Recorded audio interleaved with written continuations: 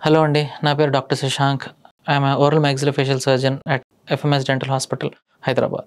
చాలామంది మనల్ని ఒక ఇంపార్టెంట్ క్వెషన్ అడుగుతూ ఉంటారు. డెంటల్ ఇంప్లాంట్ ట్రీట్మెంట్ ఎవరికి చెయ్యకూడదు అని. 99% డెంటల్ ఇంప్లాంట్ ట్రీట్మెంట్ అనేది 18 ఏళ్ళు వయసు దాటాక ఎవరికైనా చేయొచ్చు. కాకపోతే కొన్ని కండిషన్స్ ఉన్నాయి. అంటే ఎముక సంబంధించిన వ్యాధులు ఉన్నవాళ్ళు, ఎందుకంటే మన ఇంప్లాంట్ అనేది ఎముకలోనే కూర్చుంటుంది. ఎముకకు సంబంధించిన వ్యాధులు ఏమైనా ఉన్నాయనుకోండి, ఆ ఎముకకి ఇంప్లాంట్ అతుక్కోవడంలో ప్రాబ్లమ్స్ అవ్వచ్చు.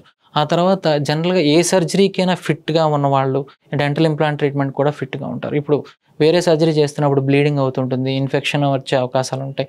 వీటన్నిటికి కూడా ఎవరైతే ఫిట్‌గా లేరో ఆటోమేటిక్‌గా వాళ్ళందరూ కూడా డెంటల్ ఇంప్లాంట్ ట్రీట్మెంట్ కూడా ఫిట్‌నెస్ అనేది రాకపోవచ్చు.